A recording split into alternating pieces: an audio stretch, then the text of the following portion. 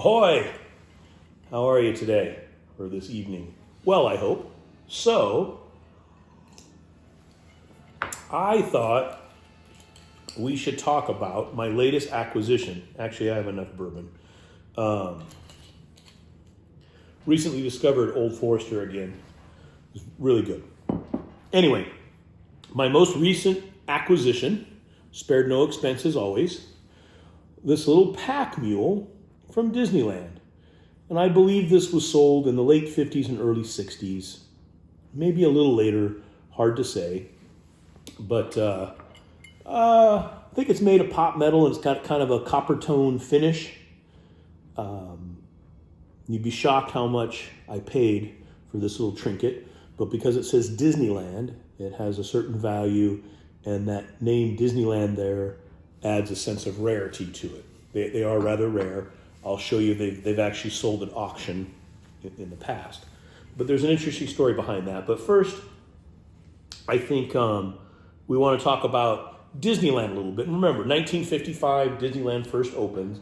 And one of the first rides is the Mule Pack ride, 1955 to 1966.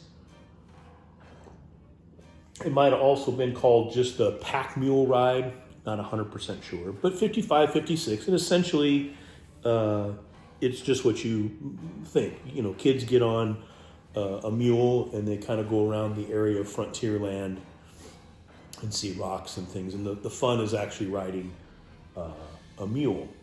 Now, from 1956 to about 1959, they changed the name. They changed the name of the ride to the Rainbow Ridge Pack Mules.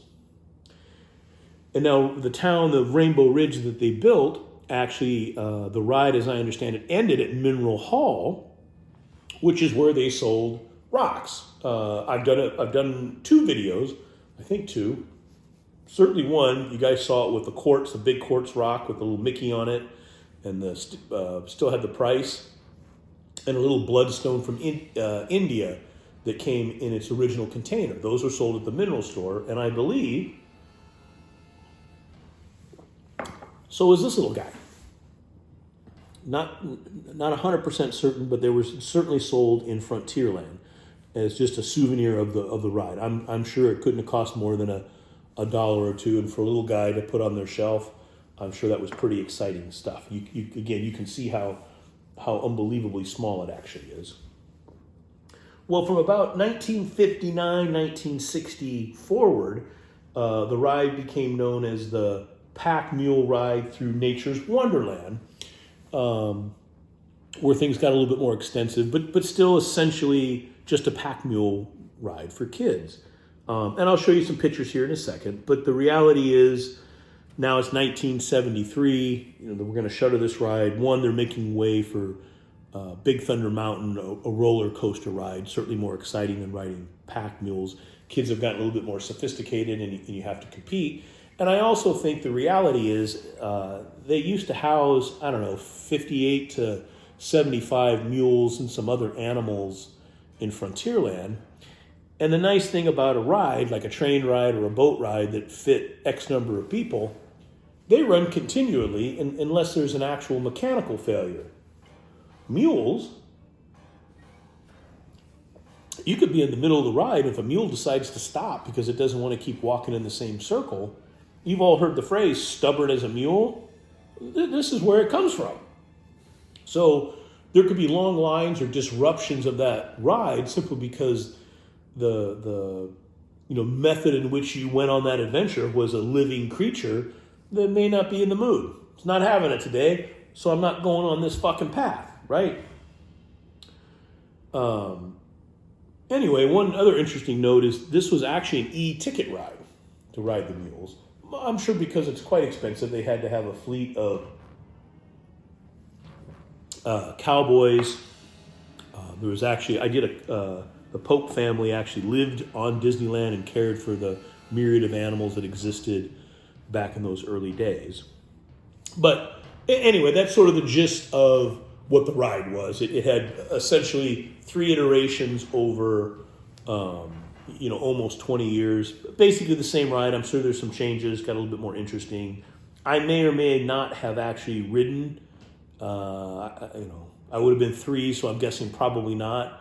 I'd have to ask my mother, but that doesn't matter. Here, take a look. Here's sort of some pictures through the years of the Mule Pack ride, and I'll see you on the other side. Go on, take a look.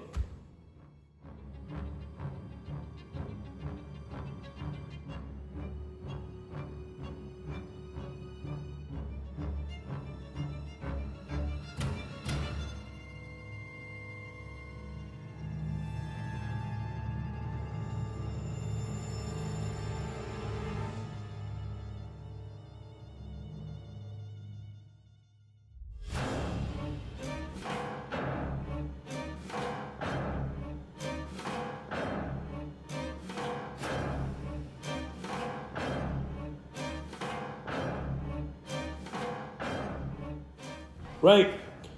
So what's interesting is, note the rectangle that the Disneyland is imprinted on. That's what gives this value. In my research, this mule, and you can see on his pack, he's got a shovel. I think you can see he's got a shovel and a rope, etc., etc. Take a look at these pictures that I assembled. This particular mule was used all over the country, and that little rectangle, they would just put whatever they were selling or representing. For example, Knott's Berry Farm here in Buena Park in Southern California. I think there's one you'll see here. It says Missouri going across the front. I'm not sure what mules have to do with Missouri. I suppose it doesn't matter. The cats that made these little pot metal copper tone mules were in the money, man. Take a look.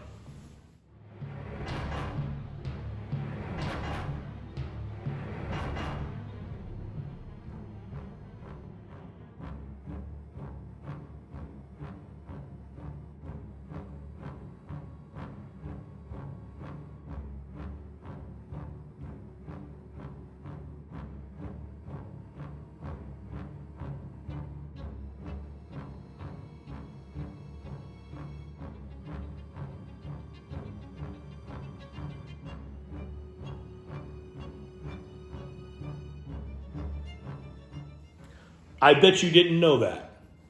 I bet the cats, which includes me, who paid a serious sum of money for this little trinket, if they knew how not rare the trinket itself is, what gives this one value is the fact that it says Disneyland on it. And it does rub off. If you were to sit and, I imagine, put some Windex or some heavy detergent, that paint would come off.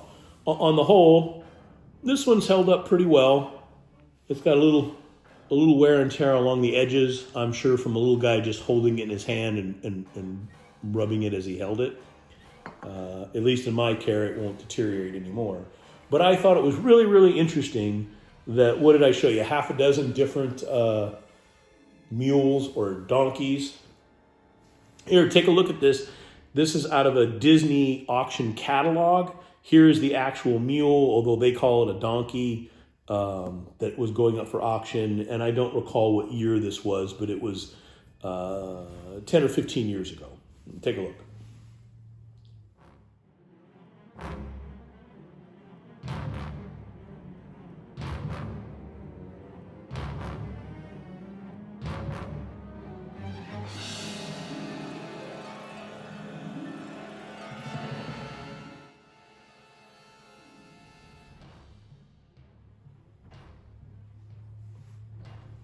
Right? Anyway, I just wanted to share this with you. I'm obviously, as you know, fascinated with some of the old souvenirs and trinkets of Disneyland's past. And they are somewhat hard to find. Again, you won't find another one. Well, I shouldn't say that. They pop up from time to time. They're not infinitely rare. Like that Space Commander thing I bought. You'll never find another one of those. But anyway, I thought it was cool. I thought I wanted to share. Well, I didn't think I wanted to. I knew I wanted to share, again, the acquisition, to the fact that the souvenir itself, what makes it valuable is the fact that it says Disneyland. The Knott's Berry Farm one, you can probably buy for pennies on the dollar. It's only because it says Disneyland. So I don't know where I'm going with that, but I've talked enough. Thank you as always for watching. In this world where you could be anything you want, you be kind, you be humble, you be forgiving. We'll see you next time. And if you see a mule like this with Disneyland, buy it. Talk to you later.